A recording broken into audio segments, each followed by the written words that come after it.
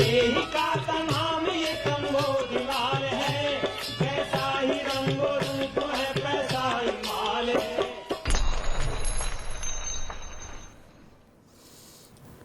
नमस्कार, मैं हूं शुभम शंकर। आप देख रहे हैं मनी 9। समय हो गया है मनी सेंट्रल का। मेरे साथ स्टूडियो में खबरों के विश्लेषण के लिए मनी 9 के एडिटर अंशुमान तिवारी जी जुड़ गए हैं। सर, बहुत स्वागत है आपका।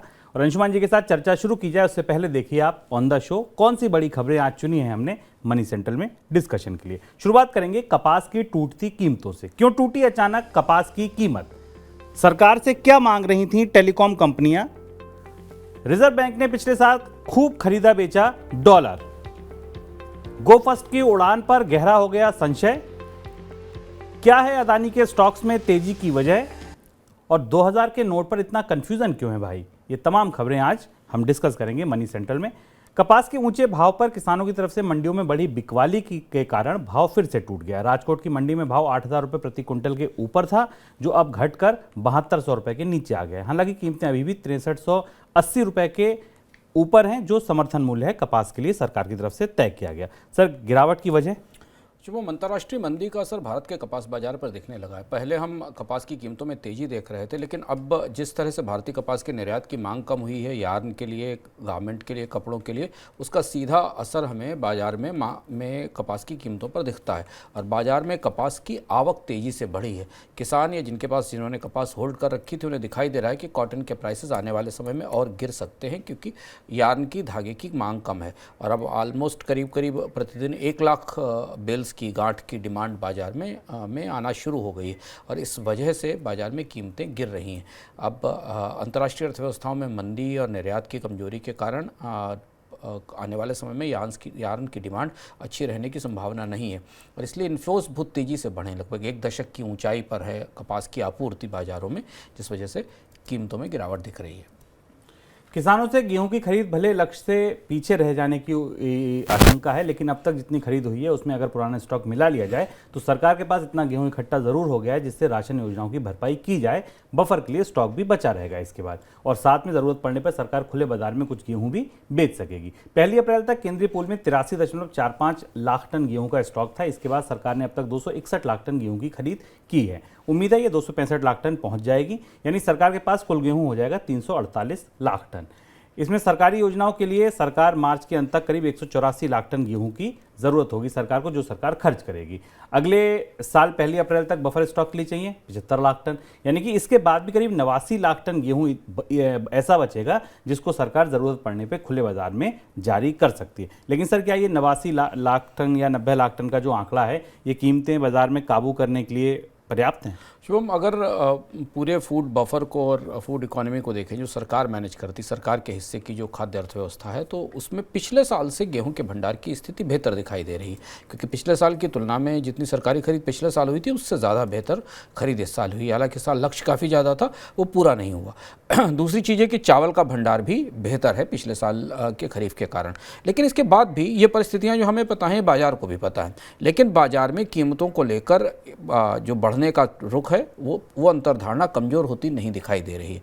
अगर आने वाले समय में इस बात पर निर्भर होगा कि अगर सरकार के पास बेहतर खरीद आती है खरीफ के मौसम में, क्योंकि खरीफ के मौसम को लेकर बहुत सारे सवाल हैं, सूखे को लेकर, लनिनो को लेकर, तो शायद बाजार में अनाज की महंगाई में थोड़ी कमी आएगी। लेकिन फिलहाल जैसे ही बाजार में सामान्य गेहूं की आपूर्ति शुरू हुई, हमने देखा अप्रैल के बाद, मई के महीने में भीगे हुए गेहूं के बाद जब सामान्य गेहूं की आपूर्ति शुरू हुई, तो बाजार में गेहूं सरकार के पास खरीद के लिए नहीं पहुंचा। इस बात का संकेत है कि गेहूं के प्रोड्यूसर्स और सेलर बाजार में अनाज की कीमतों में तेज़ी बने रहने की संभावनाओं पर काम कर रहे हैं। यानी महंगाई से ज़्यादा जो चुनौतीपूर्ण होती है वो महंगाई की अंतर्धारणा होती है। और अनाज में, दोनों में, राइस में और गेहूं दोनों में भी में तेज़ी की अंतर्धारणा बनी हुई है, बावजूद इसके जबकि इस साल निर्यात की संभावना ना के बराबर है। एक नई सूचना और आपकी थाली से जुड़ी। हाल के दिनों में खाने के तेल की कीमतों में आई गिरावट के बावजूद देश में खाद्य तेल आयात पर इंपोर्ट ड्यूटी बढ़ने की संभावना नहीं है। हालांकि खाद्य तेल उद्योग लगातार ड्यूटी बढ़ाने की मांग कर रहा है। ड्यूटी बढ़ाने में बढ़ोतरी हुई अगर तो तेल महंगा हो सकता है, और महंगाई से लड़ रही सरकार फिलहाल ये रिस्क लेने की स्थिति में नहीं है कि वो खाद्य तेलों की महंगाई बढ़े। देश में जितना भी खाने का तेल हम लोग खपत करते हैं, उसका 60% विदेशों से आयात होता है। अगली खबर टेलीकॉम सेक्टर से जुड़ी।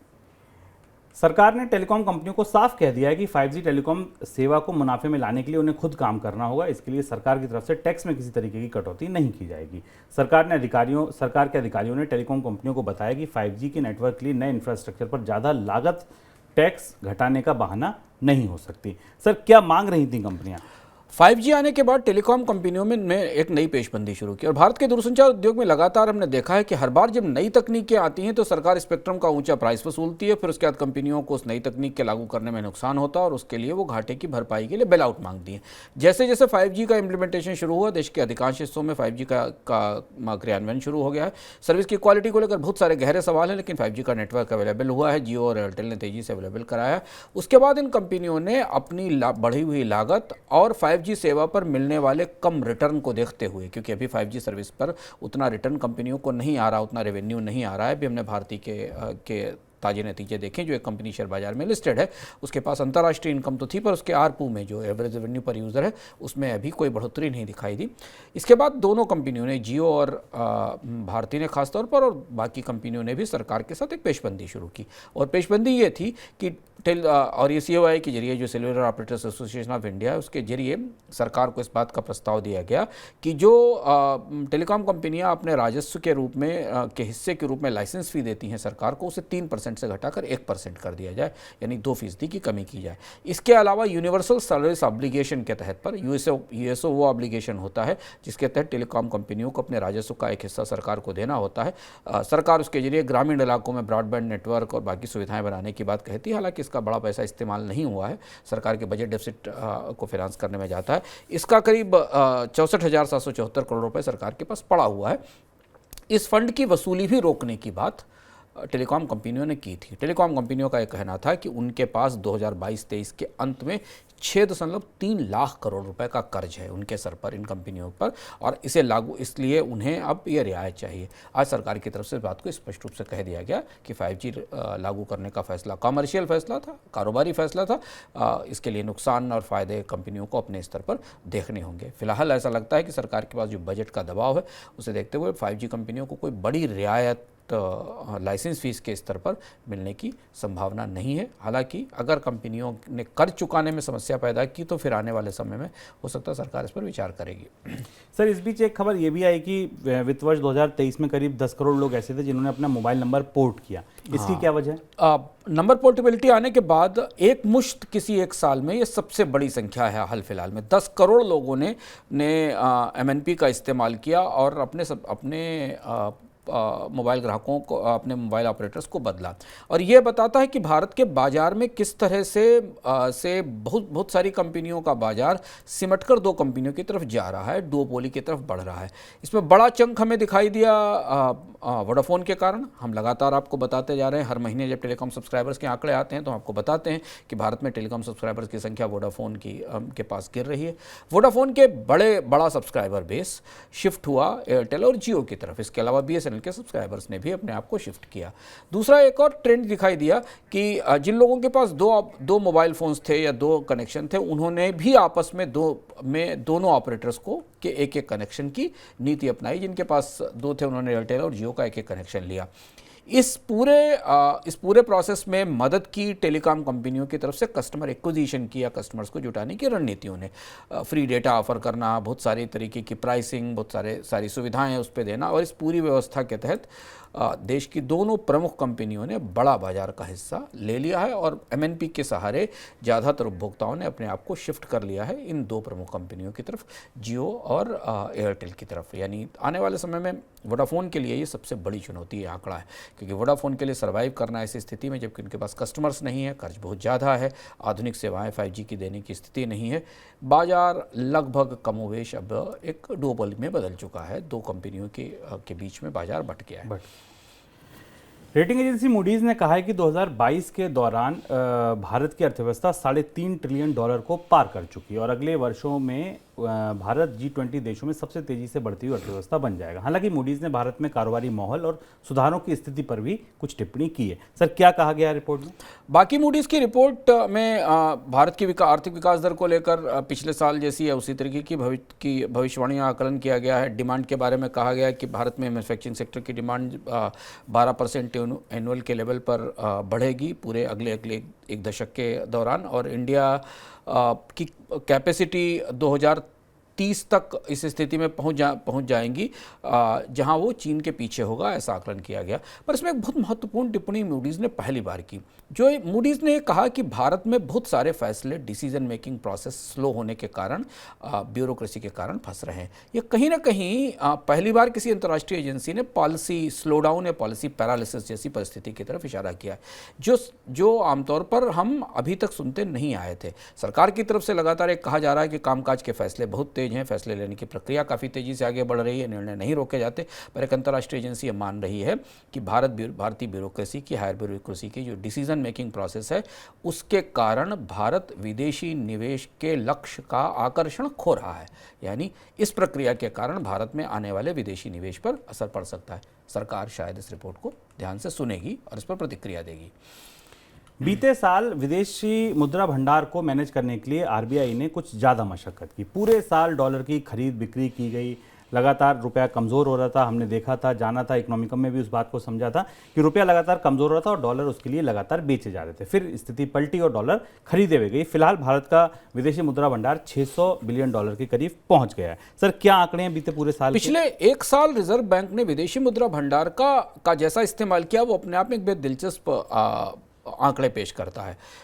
रिजर्व बैंक बार बार ये कहता रहा, प्रत्यक्ष रूप से गवर्नर ये कहते रहे कि वो रुपए की किसी एक कीमत को टारगेट नहीं कर रहे हैं, रुपए को अपनी सामान्य स्थिति में बाजार की ताकतों के हवाले कर रहे हैं। पर आंकड़े बताते हैं कि रिजर्व बैंक ने स्पॉट मार्केट में 212 बिलियन डॉलर के बराबर विदेशी मुद्रा बेची, और इसकी पूरी कोशिश इस बात के लिए थी कि रुपए को निर्धारित लेवल से नीचे न जाने दिया जाए। और इसलिए आपने देखा कि रुपए ने जब भी 83 का स्तर पार किया, डॉलर के मुकाबले रुपए की कम मूल्य 83 के बार गया, रिजर्व बैंक ने तेजी से विदेशी मुद्रा भंडार से डॉलर निकाले और बेचे और इसे बचाने की कोशिश की। जो खरीद आई ताजी, वो अभी हमें अप्रैल और मार्च अप्रैल में दिखाई दी, जिसमें कि करीब 187 बिलियन डॉलर के आसपास की खरीदारी की गई।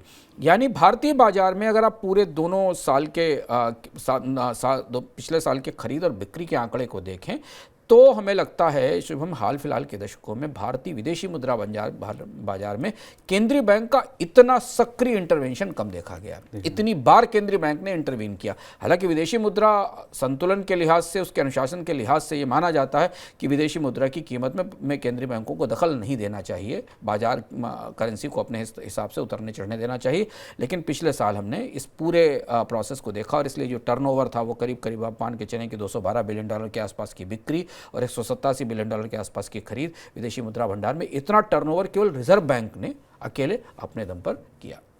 सरकार डिजिटल इंडिया बिल का पहला ड्राफ्ट अगले महीने जारी करेगी। इलेक्ट्रॉनिक और आईटी राज्य मंत्री राजीव चंद्रशेखर ने कहा है कि जून के पहले हफ्ते में डिजिटल इंडिया बिल का पहला ड्राफ्ट जारी किया जाएगा। ड्राफ्ट जारी होने के बाद पता चलेगा कि डेटा चोरी पर रोक लगाने और इसमें क्या प्रावधान होंगे। साथ ही आर्टिफिशियल इंटेलिजेंस को लेकर बिल क्या कुछ कहता है, ये भी देखना होगा। सर, उम्मीदें क्या रखी जाएँ? अगर आप मौजूदा परिस्थिति में देखें शुभम, तो आने वाले 2-3 महीनों में सबसे महत्वपूर्ण कानून यही होने वाला है, और इस कानून से लोगों की बड़ी उम्मीदें हैं और होनी भी चाहिए, क्योंकि भारत के अधिकांश लोग, शायद ही कोई व्यक्ति ऐसा बचा हो जो डेटा चोरी से, फेक कॉल से, स्पैमिंग से, प्राइवेसी में दखल से इससे परेशान या जूझ ना रहा हो। सरकारें भी तमाम कोशिश कर रही हैं, सरकारों के पास भी तमाम शिकायतें पहुंच रही हैं, 2,000 कंपनियों को भी इस बात पे कोशिश की जा रही है कि उस पर कदम उठाएं। लेकिन भारत में प्राइवेसी, निजता इंटरनेट में पे बड़ा सवाल हो चुकी है, और उसके कारण वो सवाल सिर्फ प्राइवेसी का सवाल अब केवल फैशनेबल डिबेट नहीं है, लोगों को प्रत्यक्ष रूप से इससे बड़ा आर्थिक नुकसान हो रहा है, गहरा नुकसान हो रहा है। कभी पता चलता है किसी एडुटेक वाले ने आपका डेटा बेच लिया, कभी पता चलता है कि किसी ई कॉमर्स वाले ने आपका डेटा बेच दिया। ऐसी स्थिति में इस बिल पर सबकी निगाहें होंगी कि क्या ये 3-4 बड़ी समस्याओं के समाधान लेकर आता है। क्या हमारे डेटा के अधिकार क्या हैं, हमारी निजता के अधिकार क्या हैं, हमारी डेटा प्राइवेसी के नियम क्या है, क्या कोई कंपनी, कोई अधिकारी, कोई सरकार हमारे निजी सूचनाओं को किस सीमा तक इस्तेमाल कर सकती है, डेटा को खरीदने बेचने का नियम क्या है, डेटा सेल्स कैसे होंगी उनका क्या नियम है। हमें नहीं पता कि बाजार में डेटा कैसे बिकता है, हमारी सूचनाएं कहाँ जाती हैं, इसके बारे में कोई नियम नहीं। और तीसरी चीज़ ये कि हमारे लिए रेमेडीज़ क्या हैं। ये बिल हमारे लिए समाधान, इलाज, कैसे क्या प्रस्तुत करता है कि अगर हम ठगे गए हैं, हमारी सूचना बेची गई है, हमारे पास स्पैमिंग हुई है, तो उसका इलाज हमें कैसे मिलेगा, उसका नुकसान की कैसे भरपाई होगी।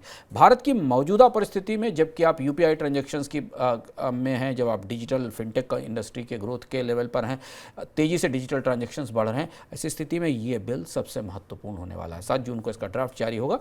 हम कोशिश करेंगे कि विस्तार से इसके बारे में आपको बताएं कि इसमें क्या है, लेकिन भारत के लोगों की मौजूदा समस्याओं के समाधान के लिए इस बिल पर बाकी लोगों की, काफ़ी लोगों की निगाहें रहेंगी। इसके अलावा और भी चीज़ें हैं। भारत कितना डेटा अंतर्राष्ट्रीय दुनिया के देशों को ट्रांसफ़र कर सकता है, भारत में काम करने वाली गूगल, माइक्रोसॉफ्ट, अमेज़ॉन जैसी कंपनियां भारत के लोगों की सूचनाओं का कितना इस्तेमाल कर पाएंगी, उन्हें भारत में उन सूचनाओं को भारत से बाहर ले जाने की छूट होगी कि नहीं होगी, इन सारे सवालों के जवाब की भी उम्मीद हम करेंगे कि सरकार इस विधेयक के जरिए देगी। संकट में फंसी एयरलाइन गो फर्स्ट के जहाज कब उड़ान भरेंगे, इसको लेकर संशय बना हुआ है। खुद कंपनी भी नहीं जानती कि वह कब तक उड़ान सेवा शुरू कर पाएगी। कंपनी ने एविएशन रेगुलेटर डीजीसीए को कहा है कि वह उड़ान तो जल्द से जल्द भरना चाहती है, लेकिन ये नहीं बताया कि कब उड़ान सेवा बहाल होगी। मई की शुरुआत में गो फर्स्ट की उड़ानें बंद पड़ी हुई हैं और फिलहाल 26 मई तक सेवा बंद रखने की बात कही गई है, लेकिन 26 मई के बाद भी उड़ानें शुरू होंगी, फिलहाल इसकी कोई उम्मीद नजर नहीं आ रही है। दूसरी तरफ गो फर्स्ट को लीज पर जहाज देने वाली कंपनियों ने कंपनी से जहाज छुड़ाने के लिए हाथ पांव मारना शुरू कर दिए। कुछ लीजिंग कंपनियों ने एनसीएलटी में आवेदन किया है तो कुछ ने सरकार से गुहार लगाई है। सर, गो फर्स्ट और डीजीसी के बीच क्या चल रहा है? शुभम, हम लगातार गो फर्स्ट को अपने इस कार्यक्रम में उस पर चर्चा कर रहे हैं, फॉलो कर रहे हैं। हम बराबर ये बता रहे हैं कि इस एयरलाइंस को दोबारा उड़ाने के लिए जिस तरीके की व्यवस्थाओं की ज़रूरत है वो अभी सामने दिखाई नहीं दे रही। डीजीसीए ने गो फर्स्ट से पूछा था कि वो कब तक उड़ान भरेगी। पिछले 1 महीने में अगर आप देखें, बैंक्रप्सी की घोषणा के बाद गो फर्स्ट ने हर 15 दिन में एक नई तारीख घोषित की है, पर डीजीसीए, भारत का जो एविएशन रेगुलेटर है, उसे स्पष्ट रूप से ये कार्यक्रम चाहिए, जानकारी चाहिए कि कितने जहाज उड़ान भर सकेंगे, एजेंट्स के साथ बातचीत क्या हुई, टिकट्स की बुकिंग क्या होगी, गो फर्स्ट को प्रॉपर तेल और बाकी सुविधाएं जो मिलनी वो मिलेंगी कि नहीं मिलेंगी। ऐसा कोई प्लान गो फर्स्ट की तरफ से अभी तक नहीं दिया गया। आप कहेंगे क्यों नहीं दिया गया? उसकी वजह यह कि गो फर्स्ट बैंकरप्ट है और अभी पहले बैंकरप्सी कोर्ट को यह तय करना पड़ेगा कि इस कंपनी के जहाज़ों का, इस कंपनी के कामकाज का आगे क्या होगा। कंपनी की तरफ से जो बातचीत की गई उसमें अभी कंपनी को नए फंड मिलने की ना तो संभावना बनती दिखाई दे रही, ना क्रेडिटर्स ने अपनी तरफ से कोई प्रस्ताव सामने रखा है, और ना ही जो उसका प्रमुख विवाद है जिसको इस पूरे संकट की या बैंक्रप्सी की वजह बताया गया है, जो प्रैट एंड विटनी की इंजन की आपूर्ति थी, उस पर भी कोई समाधान निकला। पिछले 1 महीने में प्रैट एंड विटनी ने भी कुछ नहीं कहा है कि वो इंजन की आपूर्ति कर सकेगी। ऐसी स्थिति में एक दूसरा जो एग्रीव्ड पहलू है, जो तात्कालिक तौर पर सबसे ज़्यादा परेशान है, वो है लीज़ देने वाली कंपनियां, जहाज़ों को लीज़ देने वाली कंपनियां। उनकी एक कोशिश अपने जहाज़ों को छुड़ाने की विफल हुई, क्योंकि कंपनी अदालत ने उसे वापस एनसीएलटी के पास भेज दिया। वो हाई कोर्ट्स में और बाकी जगह अपनी इसको पेशबंदी कर रही हैं। शुभम, जितना समय निकलता जाएगा, अगर 1-2 हफ्ते और निकल गए तो फिर गो एयर के लिए दोबारा उड़ान भरने की मुश्किलें की संभावनाएं और कम हो जाएंगी। और यहाँ हमारे लिए देखने वाली बात ये होगी, हमें जिस भी देखना होगा कि आखिर बैंक्रप्सी की कोर्ट की अदालत कितने समय तक लीज देने वाली कंपनियों के जहाज रोके रख सकती है, क्योंकि वो एक ऐसी एसेट है जिस एसेट को गो फर्स्ट को या गो एयर को वापस करना पड़ेगा। आगे बढ़ते हैं सबसे बड़ी खबरों की ओर।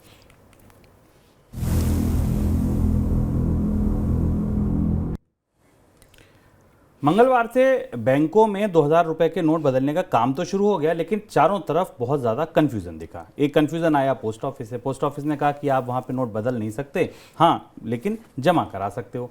सरकारी बैंकों में, निजी बैंकों में कन्फ्यूज़न दिखा। वहाँ कन्फ्यूज़न ये दिखा, कहीं पे फॉर्म भरवाया जा रहा है, कहीं फॉर्म नहीं भरवाया जा रहा है, कहीं आपको अपना पहचान पत्र देना है, कहीं नहीं देना है। इसी तरह बाजार में कन्फ्यूजन दिखा। व्यापारी इस कन्फ्यूजन में है, वो सफाई चाहते हैं कि 2000 नोट के में लेन देन बढ़ाएं या नहीं बढ़ाएं।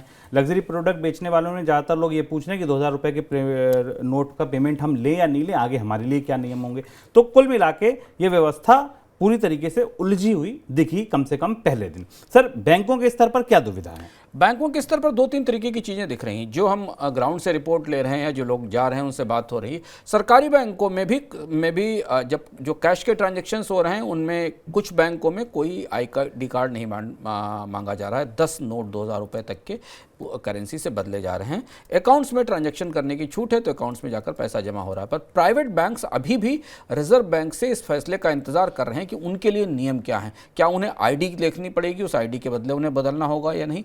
अब अब कुछ बैंकों में फॉर्म्स भरवाए जा रहे हैं कैश के लिए और कैश से बदलाव किया जा रहा है, और कुछ बैंक्स अभी इन्हें स्वीकार नहीं कर रहे हैं। और ये फिर वही लगभग वैसी स्थिति है, नोटबंदी के दौरान भी हमने इस तरीके की उलझनें देखी थी। अभी तक ऐसा लगता है रिजर्व बैंक की तरफ से बैंकरों को स्पष्ट रूप से इस बात के दिशा निर्देश नहीं दिए गए हैं कि नोटों की अदला बदली कैसे की जाए। इसे और हम भीतर से समझते हैं तो दो तरीके से नोट बदलने की व्यवस्था रिजर्व बैंक ने अपने उस दिन के आदेश में, जिस दिन इनको 2000 रुपये के नोट को डिसकंटिन्यू करने का आदेश दिया था, दो तरीके की व्यवस्था दी थी। एक व्यवस्था ये थी कि अगर आपका बैंक में खाता है तो खाते में जाकर आप अपना नोट जमा कर सकते हैं, और दूसरी व्यवस्था थी कि आपका बैंक में खाता नहीं है फिर भी आप किसी बैंक के काउंटर पर जाकर 2000 रुपये का नोट पुरानी करेंसी देकर नई करेंसी ले सकते हैं।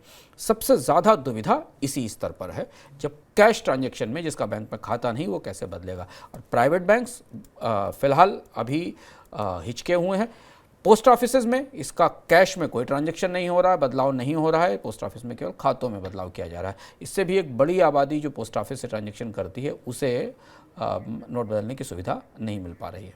सर, कारोबारियों में क्या दुविधाएं हैं? कारोबारियों में 2-3 तरीके की दुविधाएं मिली जब लोगों से बात करते हैं। एक तो ये कि जो बड़े शॉपकीपर हैं जिनके पास 2000 रुपये के नोट एकदम पहुंचना शुरू हो गए, जो घरों में रखे हुए थे या जिनका खर्च कम हो रहा था वो पहुंचना शुरू हुए, उन्हें भी सरकार से इस बात के लिए क्लैरिटी चाहिए या रिजर्व बैंक से क्लैरिटी चाहिए कि वो इन नोटों को कैसे बदलें। क्या इसका पहचान पत्र की आवश्यकता है, क्योंकि इसमें हम एक तरफ ये भी देख रहे हैं कि गोल्ड में बड़ी परचेज दिख रही है पुराने 2000 रुपये के नोटों से। क्या इसमें ब्लैक मनी के ट्रांजेक्शन्स भी हैं? क्या इसमें ऐसी अनडिक्लेयर्ड एसेट्स हैं जो बाजार में आ रही हैं और वो दूसरी एसेट्स में कन्वर्ट हो रही हैं? क्योंकि नोट में 30 सितंबर तक की सुविधा है कि आप उसे किसी दूसरी एसेट में कन्वर्ट करा सकते हैं, गोल्ड में या फॉरेन करेंसी में। इस संदर्भ में क्या दिशा निर्देश होंगे वो भी अभी स्पष्ट नहीं है। तो कई व्यापारी तो दुकानों पर गोल्ड और ज्वेलरी के व्यापारी लोगों के पहचान पत्र लेने की कोशिश कर रहे हैं, मांगने की कोशिश कर रहे हैं, उसके बाद वो बदलेंगे। लेकिन जो बड़े ट्रांजेक्शन्स हैं जहाँ पर लोग एकमुश्त जाकर 2000 रुपये के नोट से कोई बड़ी खरीदारी कर रहे हैं, उसको लेकर अभी तस्वीर साफ नहीं है। और फिर अंततः एक और महत्वपूर्ण बात है कि इन सारे ट्रेडर्स के पास जो 2000 रुपये के नोट पहुँचेंगे वो भी अंततः बैंक में ही जाएंगे, उनके ट्रांजैक्शंस का हिस्सा होंगे। तो अगर उनके टोटल ट्रांजैक्शंस में अचानक 2000 रुपये के नोट्स की संख्या बढ़ती है तो उसे लेकर उन्हें कन्फ्यूज़न है कि बाद में बैंक उनसे कैसे सवाल पूछेगा। बैंक उनको उनके पास से आ रहे हैं 2000 नोट्स को कैसे, किस व्यवस्था के तहत बताएगा, और उसके लिए बाद में उनसे कोई सवाल ना पूछे जाए, ये भी एक दुविधा बनी हुई है। सर, अब देश से विदेश चलते हैं, अंतर्राष्ट्रीय स्तर पर क्या कन्फ्यूजन? अंतर्राष्ट्रीय स्तर पर इस तरीके की खबरें हमें कल मिली जब हमारी बात हो रही थी कि खासतौर से मध्य पूर्व के और खाड़ी के देशों में जहां भारतीय लोग जाते हैं, काफ़ी काम करते हैं, ट्रैवल करते हैं, वो भारतीय करेंसी को लेकर जाते हैं और वहाँ दिरहम में उसे कन्वर्ट करते हैं। वहाँ कई एक्सचेंज काउंटर्स पर भारत के 2000 रुपये के नोट्स पर एक्सचेंज बंद हो गया है, यानी वहाँ उन एक्सचेंज काउंटर्स ने वो एक्सचेंज लेना बंद कर दिया है। इसमें संकेत बताया जा रहा है कि इसमें ज़्यादातर एक्सचेंज काउंटर प्राइवेट एक्सचेंज वाले लोग हैं, जो मनी चेंजर्स हैं, जो बैंकों के अपने काउंटर हैं, शायद वहाँ कुछ सीमा तक इस सरकारी बैंकों के जो एक्सचेंज काउंटर हैं वहाँ तो एक्सचेंज हो रहा है, लेकिन वहाँ पे भी अभी अंतर्राष्ट्रीय स्तर पर इसकी क्या स्थिति होगी। अगर आप विदेश में हैं और आपके पास 2000 रुपये के नोट हैं और उसे आप बदलना चाहते हैं तो क्या परिस्थिति होगी, इस बारे में भी दिशा निर्देशों में अभी स्पष्टता नहीं है। मार्च में अदानी ग्रुप के लिए संकट मोचक बनकर आई निवेश फर्म GQG पार्टनर्स ने ग्रुप की कंपनियों में नया निवेश बढ़ाने की योजना बनाई है और इसके लिए ग्रुप के साथ बातचीत हो रही है। GQG पार्टनर्स की तरफ से अदानी एंटरप्राइजेज, अदानी ग्रीन और अदानी ट्रांसमिशन में निवेश बढ़ाया जा सकता है। कंपनी ने बीते मार्च में अदानी ग्रुप की कंपनियों में बड़ा निवेश किया था और उस निवेश पर उसे करीब $2 अरब का मुनाफा भी दिख रहा है। बाजार में लगातार अदानी के शेयरों में तेजी बनी हुई है। आपने देखा होगा पिछले 2-3 दिन में लगातार कंपनी के शेयरों में तेजी है। आज भी अगर हाल देखें तो कुछ शेयरों में आज भी अपर सर्किट की स्थिति देखने को मिल रही है, हालांकि कुछ में कुछ बिकवाली भी है। अगर आप देखें तो ACC, Adani enterprises, Adani green, Adani port और अदानी पावर, यहाँ आज गिरावट देखने को मिल रही है। ओवरऑल मार्केट भी आज कमज़ोर है, सेंसेक्स निफ्टी में भी गिरावट है, लेकिन हाँ अदानी टोटल, अदानी ट्रांसमिशन और NDTV के शेयरों में आज भी अपर सर्किट देखने को मिल रहा है। अंबुजा सीमेंट 1% करीब नीचे और अदानी विल्मेर के शेयर में भी करीब आज 5% की गिरावट है। सर, ये जो तेज़ी हमने देखी अदानी समूह के शेयरों में पिछले 3-4 दिनों में, बहुत तेज, अदानी पोर्ट तो अपनी उस वैल्यू पे भी आ गया जो हिंडनबर्ग की रिपोर्ट से पहले जो उसका मूल्य था, क्या बता रही है ये तेजी, इसका मतलब क्या है? हाँ, ये दिलचस्प है देखना कि अडानी समूह में अगर आप प्रत्यक्ष रूप से देखें तो अडानी समूह के लिए कानूनी तौर पर फंडामेंटली कंपनी के कामकाज के तौर पर या कंपनी पर जो किस्म किस्म की चुनौतियां हैं, संकट है, उसे लेकर कोई बहुत बड़ा ट्रिगर हमारे सामने नहीं आया।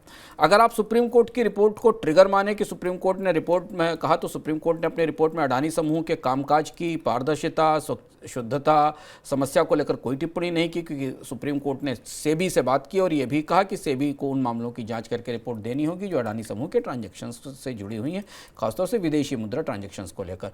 यहाँ तक कि सुप्रीम कोर्ट ने अपनी रिपोर्ट में यह भी कहा कि इस पूरे घटनाक्रम से भारतीय शेयर बाजार की स्थिरता पर कोई असर नहीं पड़ा।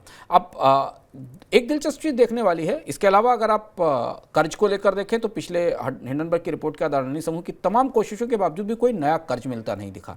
किसी कंपनी ने, किसी भी एजेंसी ने अडानी समूह की रेटिंग या साख में कोई बदलाव नहीं किया। ESG को लेकर कंपनी का इंडेक्स, अडानी समूह की कंपनियों का अलग अलग इंडेक्सेस से बाहर जाना जारी रहा। सरकार अपने इस बात पर कायम है कि 2016 से अडानी समूह की जांच हो रही, फिर ये तेजी किस वजह से आई? ये 2-3 चीज़ें इसके पीछे दिखाई देती हैं और इसके तार हम कहीं मौजूदा परिस्थितियों से जोड़ सकते हैं। ऐसा माना जा रहा है कि अडानी समूह की तरफ से अब जो तैयारियां हैं वो करीब करीब 19 से 20 हज़ार करोड़ रुपए के आसपास के इक्विटी डाइवेस्टमेंट की है। हम लगातार आपको बताते रहे हैं कि अडानी समूह को अपने कर्ज चुकाने के लिए नई पूंजी की ज़रूरत है, और चूंकि नया कर्ज नहीं मिल रहा है तो अडानी समूह ने अपनी 3 कंपनियों के बोर्ड की बैठक में डिसाइड किया था कि कंपनी अपनी एक हिस्सेदारी शेयर या शेयर में बदलने वाले डिवेंचर या किसी ऐसे माध्यमों से बेचेगी जिससे कि FPIs को या विदेशी निवेशकों को, जो क्वालिफाइड इंस्टीट्यूशनल इन्वेस्टर्स हैं ये उनको बेचा जाएगा। ये लगभग उसी तरीके की परिस्थिति, हालांकि FPO नहीं है, पर उसी तरीके की परिस्थिति है जिसमें उन्हें बेचा जाएगा।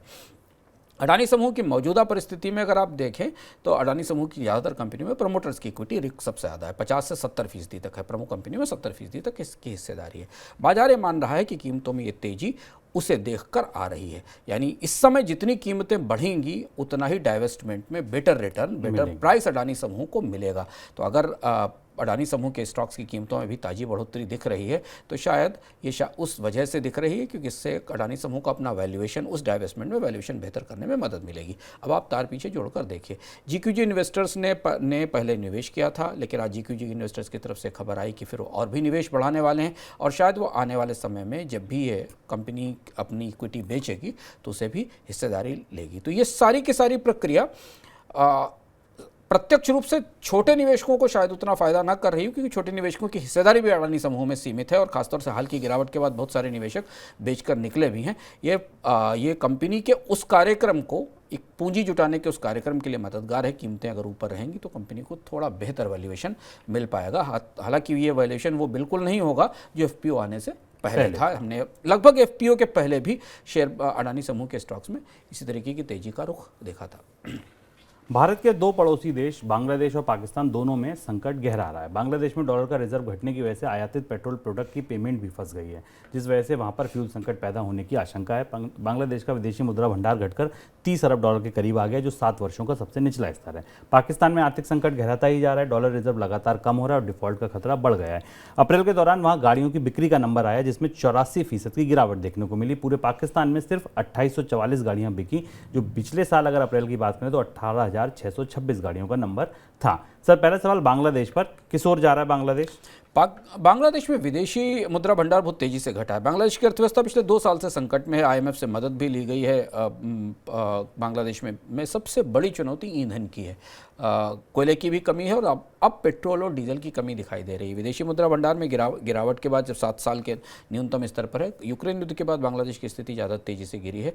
वहाँ की जो प्रमुख कंपनी है BPC बांग्लादेश पेट्रोलियम, उसके पास अब तेल का भुगतान करने के लिए पैसा नहीं है और इसलिए इस बात की कोशिश कर रहा है बांग्लादेश कि भारत की किसी कंपनी से बात की जाए और रुपए में सेटलमेंट करके, रुपया और बांग्लादेशी करेंसी में सेटलमेंट करके पेट्रोल डीजल की सप्लाई की जाए। ये लगभग वैसी परिस्थिति है जो हमने श्रीलंका में पिछले साल में देखी थी और तब भारत की कंपनी ने, इंडियन ऑयल ने, वहाँ पर क्रेडिट लाइन भी दी थी और तेल भी दिया था। पर इसमें एक दिलचस्प चीज़ देखने वाली है कि श्रीलंका में भी पेट्रोल की क्राइसिस के बाद चीन की कंपनी साइनोपेक ने वहाँ बड़ी दखल की है और वहाँ पर तेल के कॉन्ट्रैक्ट लिए हैं और पेट्रोल बेचने की कोशिश की तैयारी शुरू की है। यानी अब एक तरह से श्रीलंका का पेट्रोलियम बाजार चीन की कंपनी के पास जा रहा है। बांग्लादेश में भी क्या चीन की कंपनियाँ इसी तरह रास्ते से आएंगी? क्योंकि जहाँ डिस्ट्रेस दिखता है वहाँ चीन की कंपनियों को अपनी अपॉर्चुनिटी दिखती है, उनको अवसर दिखता है। तो बांग्लादेश को पेट्रोल की ज़रूरत है इस समय और अर्थव्यवस्था को चलाने के लिए। भारतीय कंपनियाँ इस अपॉर्चुनिटी को पहले लेके आती हैं, चीन पहले लेके आता है, ये देखना होगा। सर पाकिस्तान में अब क्या होगा? पाकिस्तान की परिस्थिति बेहद जटिल है।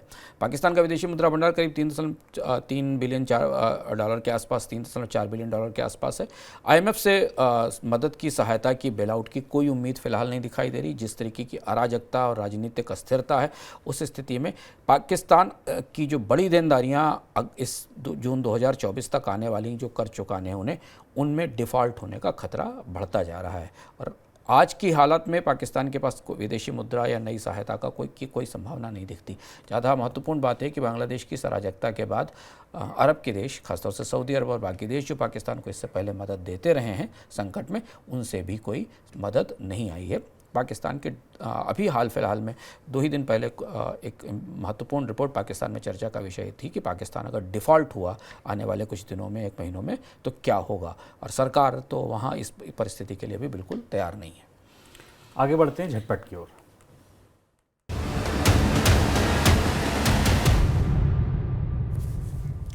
तेल मंत्रालय ने Mangalore refining and petrochemical limited का विलय हिंदुस्तान पेट्रोलियम कॉर्पोरेशन लिमिटेड के साथ करने का प्रस्ताव तैयार किया। ये दोनों कंपनियां शेयर बाजार में लिस्टेड हैं और oil and natural gas corporation की सब्सिडी हैं। ONGC ने 5 साल पहले जब HPCL का अधिग्रहण किया था तभी MRPL HPCL के विलय का प्रस्ताव सामने रखा था, लेकिन अब तक इस पर बात आगे नहीं बढ़ पाई थी। भारतीय दवा कंपनियों के कुछ प्रोडक्ट को लेकर वैश्विक स्तर पर चिंता बढ़ गई है। इस वजह से सरकार ने 1 जून से विदेश भेजे जाने वाले कफ सिरप का लैब में पहले परीक्षण कराना अनिवार्य कर दिया। सरकार की कोशिश है कि भारत में निर्यात किए जाने वाला कोई भी कफ सिरप गुणवत्ता मानक पर खरा उतरे, ये तय किया जाए। इसी वजह से कफ सिरप का भारत में परीक्षण किए जाने के बाद निर्यात करने का फैसला लिया गया है। एक्सपोर्ट पर टैक्स रिफंड के लिए जल्द ही ई-कॉमर्स प्लेटफॉर्म से होने वाले एक्सपोर्ट पर समान एक्सपोर्ट जैसे नियम लागू हो सकते हैं। विदेश व्यापार महानिदेशालय के चीफ संतोष कुमार सारंगी ने बताया कि इसके लिए सरकार अलग अलग रेगुलेटर और विभागों के साथ बातचीत कर रही है। अगर ऐसा होता है तो ई-कॉमर्स प्लेटफॉर्म के जरिए विदेश में सामान बेचने वाले कारोबारियों को एक्सपोर्ट पर उसी तरह से टैक्स छूट मिल सकती है जिस तरीके से छूट सामान एक्सपोर्ट को मिलती है। फाइनेंशियल एक्शन टास्क फोर्स यानी FATF के भारत का मूल्यांकन करने के लिए भारत तैयारी कर रहा है। इससे पहले सेबी ने सख्ती शुरू कर दी। FATF ने एक वैश्विक संस्था है जो मनी लॉन्ड्रिंग और टेरर फंडिंग को रोकने का काम करती है। किसी देश को विदेशी निवेश पाने के लिए FATF से बेहतर मूल्यांकन की आवश्यकता होती है। सर, कोई टिप्पणी आपकी? 2 महत्वपूर्ण खबरें झटपट में। एक तो ये कि FATF वो एजेंसी है जो दुनिया में मनी लॉन्ड्रिंग की तैयारियों और तंत्र की जो मौजूदा तंत्र है उसकी समीक्षा करती है। FATF की ही वो प्रक्रिया है जिसके तहत पाकिस्तान ग्रे लिस्ट में या ब्लैक लिस्ट में डाला जाता है। FATF की समीक्षा हर साल होती है और दुनिया के देशों को अपने कामकाज को इसको पारदर्शी करके बताना होता है। सेबी ने इसकी तैयारी शुरू कर दी है। सेबी ने खासतौर पर जो भारत में विदेशी फंड हैं, जो अल्टरनेटिव इन्वेस्टमेंट फंड हैं, जो वेंचर कैपिटलिस्ट हैं, उनसे कई तरीके की जानकारियां मांगनी शुरू की हैं जो कि AML का जो एंटी मनी लॉन्ड्रिंग नेटवर्क का हिस्सा हैं। जैसे जैसे जांच आगे बढ़ती जाएगी, भारत के अन्य विभागों को भी और मंत्रालयों को भी FATF के इनके नियमों के आधार पर खासतौर पर RBI और बैंकों को भी इसकी जानकारी देनी होगी। दूसरा जो दिलचस्प खबर जो ई-कॉमर्स सेक्टर के लिए महत्वपूर्ण है कि भारत में ई-कॉमर्स के जरिए होने वाले निर्यात पर भी टैक्स रिफंड की सुविधा मिलेगी।